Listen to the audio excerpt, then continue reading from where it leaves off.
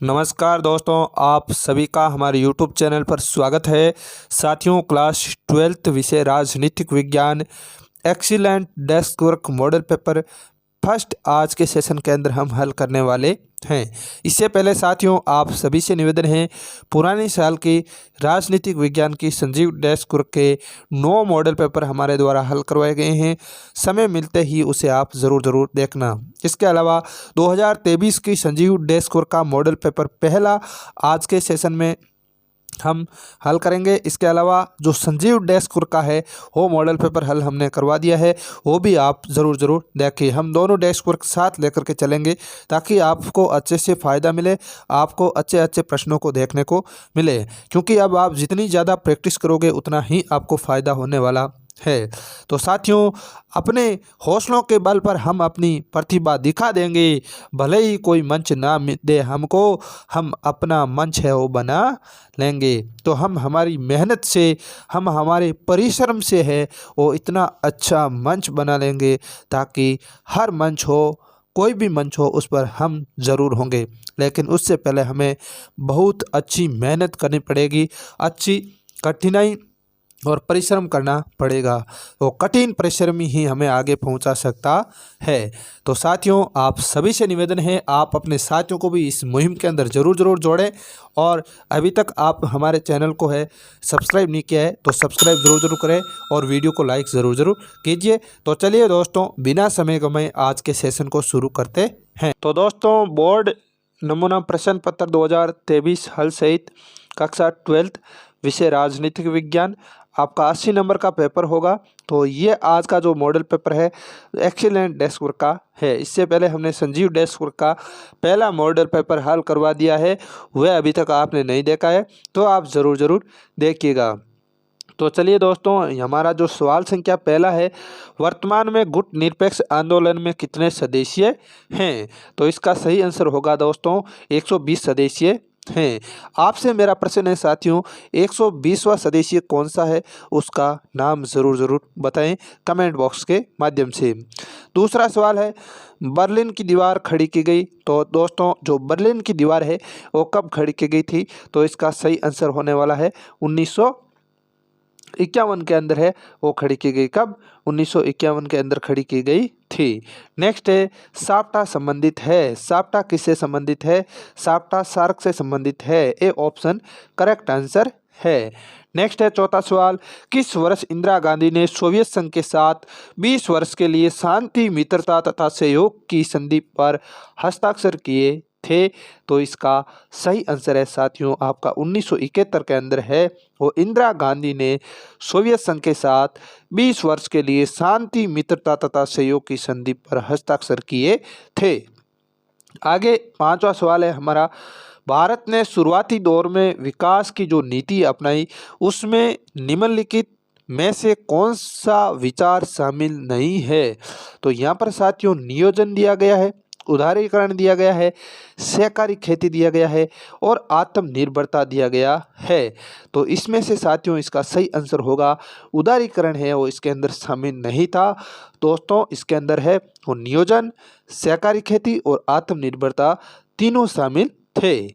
Next है हमारा सवाल संख्या 6, ऑपरेशन ब्लू स्टार का संबंध किस राज्य से है? इंपॉर्टेंट है साथियों, स्टार लगा लीजिए। ऑपरेशन ब्लू स्टार का संबंध किससे है? पंजाब राज्य से है। दे ऑप्शन करेक्ट आंसर है। एग्जाम की दृष्टि से इंपॉर्टेंट सवाल है ऑपरेशन ब्लू स्टार, तो आपको दिमाग के अंदर आना चाहिए पंजाब। कौन सा संबंध, किस राज्य से संबंध है इसका? पंजाब से। आगे सवाल है, भारत में दूसरे पिछड़ा वर्ग आयोग के अध्यक्ष कौन थे? तो भारत के अंदर दूसरे पिछड़े वर्ग के जो अध्यक्ष थे वो कौन थे साथियों? वो अपने जो वीपी मंडल थे। कौन थे साथियों? वीपी मंडल थे। आगे आठवां सवाल है, शीत युद्ध के समय अमेरिकी और सोवियत खेमे का विभाजन से सबसे पहले कहाँ हुआ था? तो आठवें का सही आंसर है आपके साथियों लातिन अमेरिका के अंदर होता है। कहाँ होता है? लातिन अमेरिका के अंदर होता है। ठीक है। नेक्स्ट है हमारा सवाल संख्या 9 रूस में समाजवादी क्रांति किस वर्ष आती है? तो साथियों रूस में समाजवादी क्रांति 1917 के अंदर आती है। कब आती है, किस वर्ष हुई है? तो आपको सिंपल से भाषा में याद रखना है, रूस के अंदर समाजवादी क्रांति 1917 के अंदर हुई थी। ठीक है।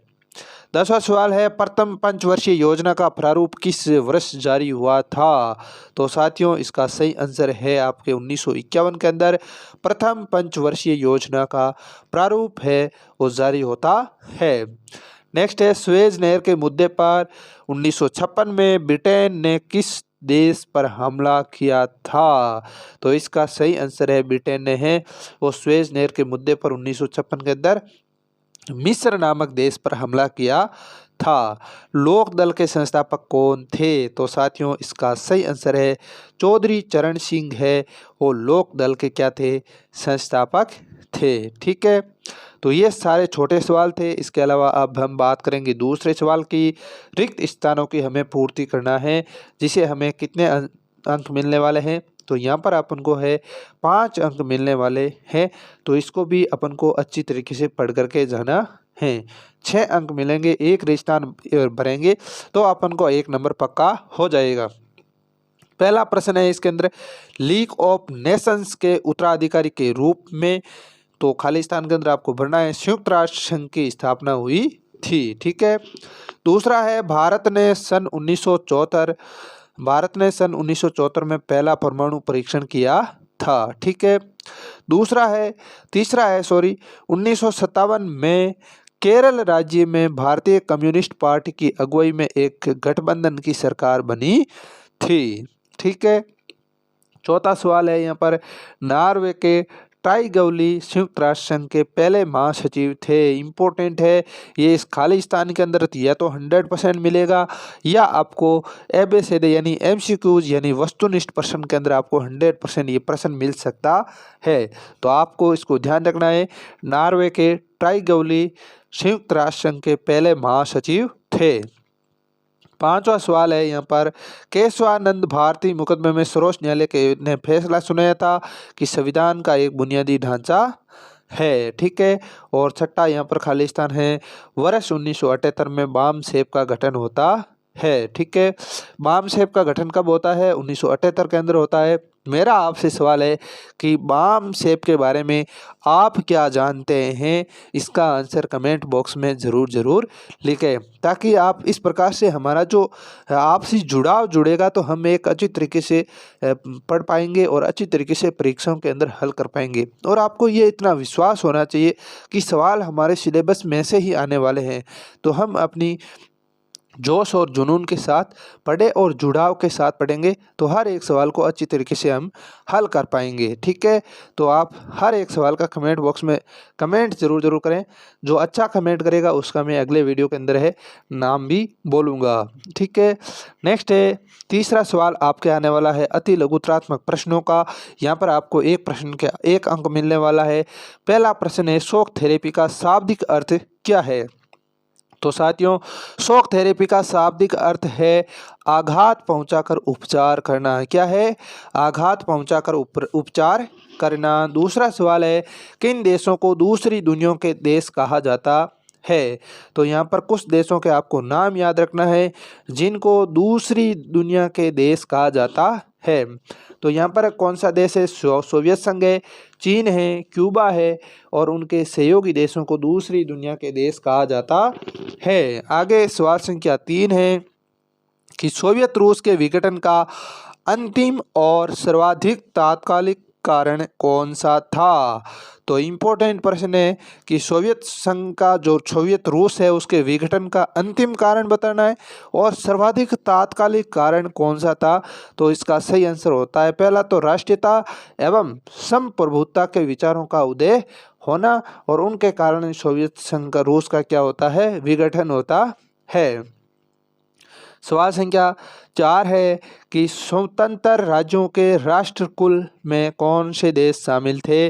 तो यहाँ पर ये 12 देश शामिल थे। इसके अंदर 12 के आपको नाम याद रखने हैं। अगर आपको नाम नहीं याद होते हैं तो एक छोटी सी पर्ची बनाइए और उस पर्ची पर आप इन 12 देशों के नाम लिखिए और अपना जहाँ पर आप पढ़ते हो, जिस टेबल पर आप पढ़ते हो, उस टेबल के आगे चिपका लीजिए। 7-8 दिन के अंदर इनके नाम आपको याद हो जाएंगे।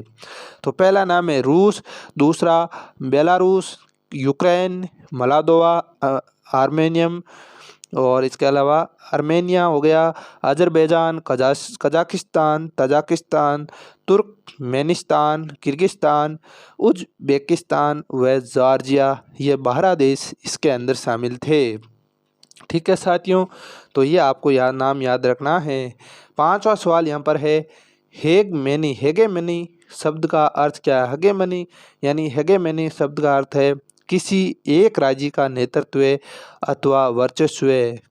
ठीक है, तो इसका अर्थ क्या हो गया? हेगेमनी। ठीक है, तो आपको थोड़ा सा इसका अर्थ ध्यान में रखना। एक शब्द आपको दे देंगे, उसका अर्थ पूछेंगे। ठीक है, तो हेगेमनी का आप अर्थ इतना भी याद रख सकते हो, वर्चस्व। ठीक है, यानी किसी एक राज्य का नेतृत्व। ठीक है, आगे हमारा सवाल है ऑपरेशन इराकी फ्रीडम क्या है। तो साथियों 19 मार्च 2003 को संयुक्त राष्ट्र अमेरिका के नेतृत्व में 40 से अधिक देशों ने सम्मिलित होकर सामूहिक संहार के हथियार बनाने से रोकने के लिए इराक पर हमले किए गए और जिसे ऑपरेशन इराकी फ्रीडम है कहा गया है। तो आपको सिंपल सी भाषा में पहले तो आपको डेट याद रखनी है कि 19 मार्च 2003 को संयुक्त राष्ट्र संघ अमेरिका के नेतृत्व में 40 से अधिक देशों ने सम्मिलित होकर सामूहिक संहार के हथियार बनाने से रोकने के लिए इराक पर हमला किए गए और जिसे हम क्या कहते हैं? ऑपरेशन इराकी फ्रीडम कहते हैं। तो ये आपको याद हुआ होगा। नेक्स्ट हमारा है क्योटो प्रोटोकॉल का लक्ष्य क्या था? इम्पोर्टेंट सवाल है, स्टार लगा लीजिए। परीक्षा के अंदर 100% छप सकता है और पहले भी ये प्रश्न कई बार छप चुका है। तो इसका मुख्य लक्ष्य है साथियों, क्योटो प्रोटोकॉल का क्या लक्ष्य है मुख्य? कि ग्रीन हाउस गैसों के उत्सर्जन को कम करना। क्या है? ग्रीन हाउस गैसों के उत्सर्जन को कम करना। ठीक है, आगे सवाल संख्या हमारा 8 है विश्व की साझी संपदा का आकार घटने के 2 कारण बताइए। ठीक है, तो पहला कारण है जनसंख्या वृद्धि और दूसरा है पारिस्थितिकी तंत्र में कमी। ये 2 ऐसे कारण हैं जिससे विश्व की साझी संपदा का क्या होगा? आकार है वो घट रहा है। सवाल संख्या 9 है विश्व सामाजिक मंच के कार्यकर्ता किसका विरोध करते हैं? तो वैश्वीकरण का विरोध करते हैं। 10वां सवाल है आर्थिक वैश्वीकरण का एक लाभ लिखिए। आर्थिक वैश्वीकरण का एक लाभ क्या है? आर्थिक वैश्वीकरण से विश्व भर में वस्तुओं के व्यापार में वृद्धि हुई है। किससे साथियों? आर्थिक वैश्वीकरण से। नेक्स्ट है ताड़ी विरोधी आंदोलन का नारा क्या था? इम्पोर्टेंट सवाल है, स्टार लगा लीजिए। ताड़ी विरोधी आंदोलन का नारा था, ताड़ी विरोधी आंदोलन का प्रमुख नारा था ताड़ी की बिक्री बंद करो। क्या नारा था? ताड़ी की बिक्री बंद करो। ठीक है, नेक्स्ट है लास्ट सवाल 12वां सवाल है दलित पैंथर्स से कौन से मुद्दे उठाए? तो दलित पैंथर्स ने जो मुद्दे उठाए थे उसमें से साथियों जाति आधारित असमानता और अन्याय का विरोध है वो किसने किया था? दलित पैंथर्स ने किया था। और मेरा आपसे सवाल है कि आप ताड़ी विरोधी आंदोलन के बारे में क्या जानते हो और आप दलित पैंथर्स के बारे में क्या जानते हो? इसके जो आंसर है आप कमेंट बॉक्स में लिखें। ठीक है, ताकि आपको याद रहे। अगर आपको नहीं आते हैं तो आप ढूंढ कर ज़रूर लिखिएगा। आगे हमारा जो पार्ट बैक के अंदर है लघुत्रात्मक प्रश्न आएंगे। ठीक है, तो इन प्रश्नों का अंक भार इस प्रकार से है, एक प्रश्न 2 नंबर का होगा और आप जितना लिखोगे उतना आपको है नंबर देंगे। पहला सवाल है आपका कि वर्ष 2003 से अमेरिका के द्वारा इराक पर सैन्य हमले के दो मकसद बताइए। तो पहला कारण है साथियों कि वर्ष 2003 में अमेरिका के द्वारा इराक पर सैन्य हमले के दो मकसद निम्न प्रकार है। इस प्रकार से आपको लिखना है, उसके आगे आपको नंबर 1 लगाना है। जैसा इसके अंदर लिखा है वैसा का वैसा आप बोर्ड की कॉपी के अंदर लिख के आना। आपको मैं गारंटी के साथ कहता हूँ कि आपको पूरे में से पूरे नंबर मिलेंगे। तो पहला है मकसद था कि संयुक्त राष्ट्र अमेरिका द्वारा इराक के खनिज तेल केंद्रों पर नियंत्रण स्थापित करना था, और दूसरा मकसद था इराकी राष्ट्रपति सद्दाम हुसैन के स्थान पर अपनी पसंद की सरकार बनाना चाहता था। कौन बनाना चाहता था? अमेरिका बनाना चाहता था। तो ये दो कारण विशेष रूप से आप याद रखना है। 5वां सवाल है भारत और पाकिस्तान के मध्य विवाद के कोई दो मुद्दे बताइए। तो पहला मुद्दा आप सभी को पता है कश्मीर का मुद्दा, और दूसरा मुद्दा है सिंधु नदी जल बंटवारे पर विवाद। ठीक है, दो मुद्दे हैं और भारत और पाक यानी पाकिस्तान के मध्य जो है विवादित मुद्दे हैं। ठीक है, सवाल संख्या 6 है भारत की सुरक्षा रणनीति के कोई दो घटक बताइए। तो भारत की जो सुरक्षा रणनीति है उसके दो घटक है और निम्नलिखित है। पहला घटक है सैन्य क्षमता को मजबूत करना, यानी भारत की सेना को है वो मजबूत करना है। और दूसरा कारण है जो रणनीति है हमारी वो है अपने सुरक्षा हितों को बचाने के लिए अंतर्राष्ट्रीय नियमों और संस्थाओं को मजबूत करना। ये दो रणनीतियां हैं जो भारत की सुरक्षा को मजबूत बना सकती है। ठीक है, तो ये दोनों ही आपको याद रखना है। आगे सवाल संख्या 7 है मूलवासी से आप क्या समझते हो। तो मूलवासी का अर्थ है साथियों की जनता का वह भाग जो किसी वन प्रदेश अथवा अन्य भूभाग में आदिकाल से निवास करते चले आ रहे हो, वह संबंधित क्षेत्र के मूलवासी कहलाते हैं। ठीक है, तो भारत के मूलवासी हम किसे कहेंगे? तो भारत के मूलवासी हम किसे कहते हैं? तो दोस्तों आपको बताना है कि भारत के मूलवासी किसे आर्य कौन थे? आर्य थे। तो इस प्रकार से और भी जातियां हैं वो मूलवासी के अंदर आती है। अगला 8वां सवाल है वैश्वीकरण में प्रौद्योगिकी का क्या योगदान है। तो इम्पोर्टेंट प्रश्न है परीक्षा की दृष्टि से कि वैश्वीकरण के अंदर प्रौद्योगिकी यानी कंप्यूटर की जो तकनीकी है आधुनिक उसका क्या योगदान है। ठीक है, तो वैश्वीकरण का एक महत्वपूर्ण कारण प्रौद्योगिकी में हुई प्रगति है। टेलीफोन, कंप्यूटर व इंटरनेट आदि की सुविधाएं के चलते ई कॉमर्स, ई बैंकिंग, ई लर्निंग जैसी तकनीकी अस्तित्व में आई है, जिनके द्वारा विश्व के एक हिस्से से दूसरे हिस्से में व्यापार किया जा सकता है, बाजार खोजे जा सकते हैं और ज्ञान के नए स्रोत खोजे जा सकते हैं।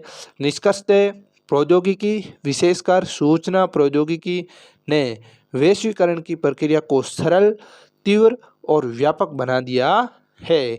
ये आपको आंसर लिख कर के आना है और बहुत ही सटीक और सरल भाषा के अंदर ये उत्तर लिखा गया है।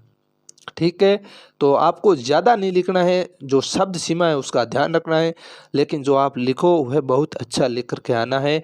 और ऐसा आप तभी कर पाओगे जब आप इनको अच्छी तरीके से पढ़ पाओगे, अच्छी तरीके से आपको याद हो। 9वां सवाल है हमारा भारत और भूटान के मध्य सहयोग के दो क्षेत्र बताइए। तो यहाँ पर भारत और भूटान के मध्य सहयोग के दो क्षेत्र है।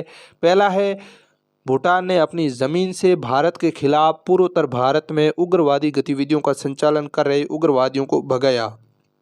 और दूसरा है भारत भूटान में पनबिजली की नदी परियोजनाओं का संचालन कर रहा है तथा भूटान को अपने विकास कार्यों हेतु सर्वाधिक अनुदान प्रदान भी कर रहा है। तो ये दो आपको मध्य सहयोग के क्षेत्र आपको बताना है। ठीक है, नेक्स्ट अपन बात करते हैं 10वां सवाल की। 10वां सवाल है भारत की संयुक्त राष्ट्र की सुरक्षा परिषद की स्थायी सदस्यता के समर्थन में दो तर्क दीजिए।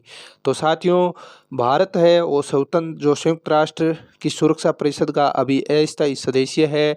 स्थायी सदस्यों की संख्या 5 है और अभी भारत भी स्थायी सदस्यों की मांग कर रहा है।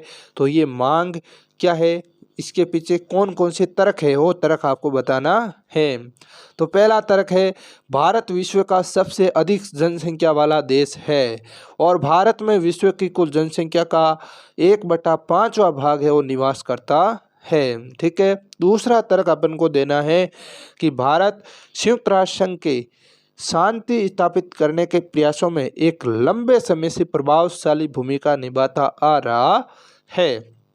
ये दोनों कारण अपन को लिख करके आने हैं और ये कारण ही भारत को है स्थायी सदस्यता की मांग के लिए है और समर्थन दे रहे हैं। इसके और भी बहुत कारण हैं, लेकिन आपको जितना पूछा जा रहा है उतना ही लिख करके आना है। आगे सवाल संख्या 11 है कि प्रथम आम चुनाव को सफल बनाने के लिए चुनाव आयोग के 2 कार्य बताइए। तो आपको लिखना है प्रथम आम चुनाव को सफल बनाने के लिए चुनाव आयोग के 2 कार्य निम्नलिखित है। पहला है भारत में चुनाव क्षेत्रों का सीमांकन किया गया और दूसरा है मतदाता सूचियों का प्रकाशन किया गया। ठीक है, नेक्स्ट है 12वां सवाल हमारा, भारतीय राजनीति में दल बदल से आप क्या समझते हो। इम्पोर्टेंट प्रश्न है, दल बदल से आप क्या समझते हो, स्टार लगा लीजिए। और आपका सही आंसर है कि जब कोई जनप्रतिनिधि किसी विशेष राजनीतिक पार्टी का चुनाव चिन्ह लेकर चुनाव लड़े तथा वह चुनाव जीत जाए और अपने स्वार्थ के लिए अथवा किसी अन्य कारण से अपने दल को छोड़कर किसी अन्य दल में सम्मिलित हो जाएं, तो इसे हम दल बदल कहते हैं। आपको मैं इसको सटीक तरीके से मैं समझाते हूँ। एक ए नाम का व्यक्ति है और एक बी नाम का व्यक्ति है। ठीक है, जो ए नाम का व्यक्ति है, यहाँ पर हम पार्टी की बात करते हैं, ये ए नाम की पार्टी, ये बी नाम की पार्टी है।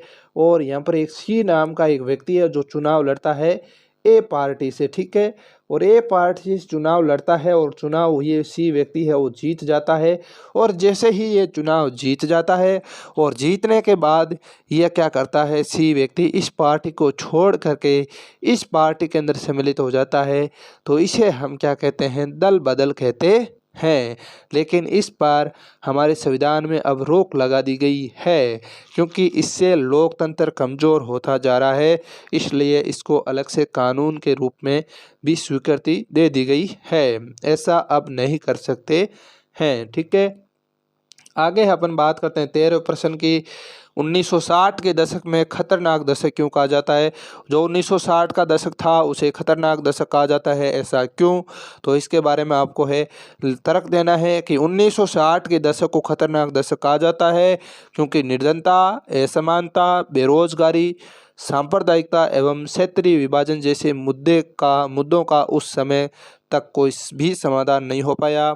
इन कठिन पलों के कारण लोगों को देश में लोकतंत्र के असफल होने का भय उत्पन्न हो गया अथवा देश के बिखरने की संभावना भी व्यक्त की जा रही थी। इस कारण ही 1960 के दशक को खतरनाक दशक कहा जाता है।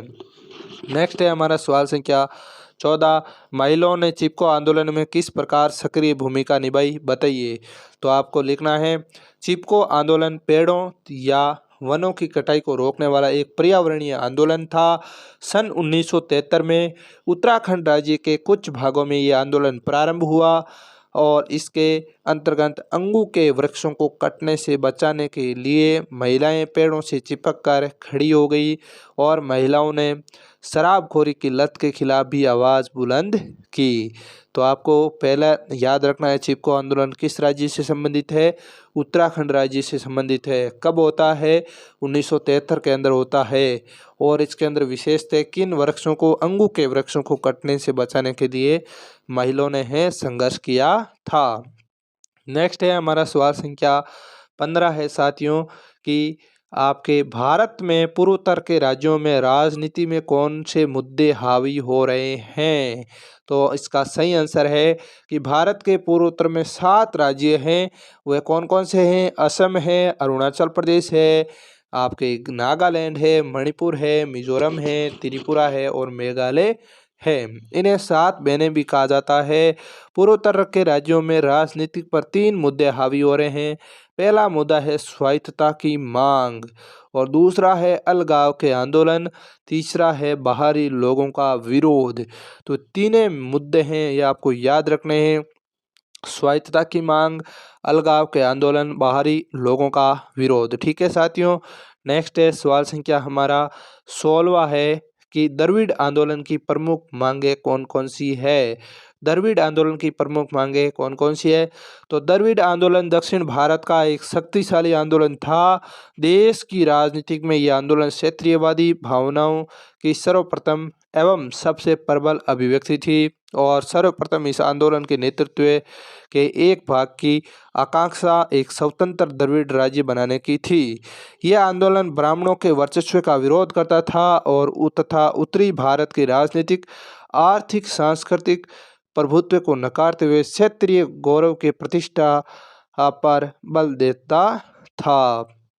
तो ये इसका सही आंसर है। अब छह खंड के अंदर साथियों आपको है दीर्घ उत्तरीय प्रश्न मिलेंगे। 17वां प्रश्न आपका आएगा, भारत में निजी क्षेत्रीय बनाम सार्वजनिक क्षेत्र में मध्यम मार्ग अपनाया गया, इस कथन पर अपने विचार व्यक्त कीजिए। तो साथियों इसकी संपूर्ण पीडीएफ है, मैं हमारे एक आपके लिए ग्रुप बनाए हैं कक्षा 12th के विद्यार्थियों के लिए, जिसका नाम है RBSC क्लास 6 से 12th टेलीग्राम ग्रुप है। उसका लिंक आपके पास डिस्क्रिप्शन के अंदर है, उसे आप ज़रूर ज्वाइन कीजिए। उसके अंदर इसकी सारी पीडीएफ है मिल जाएगी, ठीक है। तो आप इसको है देख लीजिए और समझ लीजिए ताकि वीडियो बड़ा न हो, ठीक है। 18वां सवाल है हमारा, जो अफ्रीका एशिया एकता को बढ़ावा देने के लिए भारत द्वारा किए गए प्रयासों का उल्लेख कीजिए। 19वां सवाल है, किन कारणों से वर्ष 1980 में मध्यावधि चुनाव करवाने पड़े, ठीक है। नेक्स्ट है हमारा आगे 20वां सवाल है, मंडल आयोग की सिफारिशें बताइए। तो मंडल आयोग की सिफारिशें कौन कौन सी है वो आपको बताना है। इसका आंसर ये है, इसकी सारी पीडीएफ टेलीग्राम ग्रुप के अंदर आपको भेज दी जाएगी, ठीक है।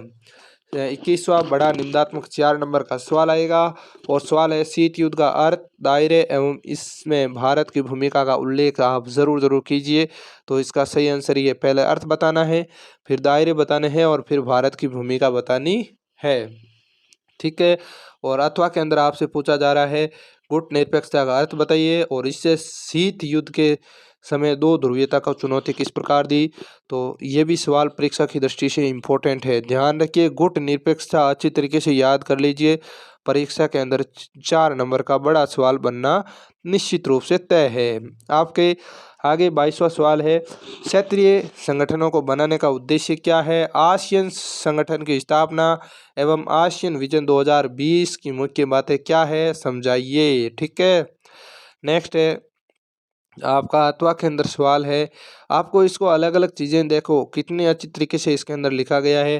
पहले आपको है अंतर क्षेत्रीय समस्याओं को क्षेत्रीय स्तर पर हल ढूंढना, दूसरा पॉइंट लिखना है संयुक्त राष्ट्र संघ के कार्य का सुगम करना, तीसरा है बाहरी हस्तक्षेप को डट कर मुकाबला, चौथा है क्षेत्रीय सहयोग एवं एकता की स्थापना, उसके आगे 5वां आसियान संगठन की स्थापना के बारे में बताना है, ठीक है। और इसके अलावा आपको आसियान की विजन जो 2020 था उसकी मुख्य बातें पर भी चर्चा की गई है। अथवा के अंदर सवाल दिया गया है, वैकल्पिक शक्ति केंद्र के रूप में जापान प्रभावकारी है, तथ्यों के माध्यम से स्पष्ट कीजिए। तो इसका सवाल ये इसका राइट आंसर है, आप इसको अच्छी तरीके से कर लेना। नेक्स्ट है 23वां सवाल, भारत विभाजन के परिणाम पर लेख लिखना है। तो भारत विभाजन का क्या परिणाम हुआ था उसके अंदर ये आपको लेख लिखना है। और रजवाड़ों के विलयकरण पर सरकार के नज़रिए से लेख लिखिए, तो इसके पर भी आपको ये लेख लिखना है, ठीक है साथियों। तो ये हमारा पूरा का पूरा है, मॉडल पेपर पहला होता है पूरा। ये वीडियो आपको कैसा लगा है? अगर अच्छा लगा है तो साथियों अपने साथियों तक शेयर ज़रूर कीजिए और हमारे चैनल को अभी तक सब्सक्राइब नहीं किया है तो सब्सक्राइब ज़रूर कीजिए और कमेंट में अच्छा सा कमेंट कीजिए। हम अभी से आपकी जब तक परीक्षा होगी तब तक आपको अच्छी तरीके से अध्ययन करवाने की कोशिश करते रहेंगे और हम हमारी तरफ से पूरा 100% देंगे। आप भी अपनी तरफ से पूरा 100% देना और तभी हम उस मंजिल को पा सकेंगे। तो साथियों अंत में मैं मोटिवेशनल लाइन के साथ इस वीडियो को है अंत करना चाहूँगा। तो साथियों कि लहरों से डरकर नौका पार नहीं होता है, लहरों से डरकर नौका पार नहीं होता है, कोशिश करने वालों की कभी हार नहीं होती है, कोशिश करने वालों की कभी हार नहीं होती है। तो साथियों आज के लिए इतना ही, मिलेंगे अगले सेशन में, तब तक के लिए जय हिंद जय भारत।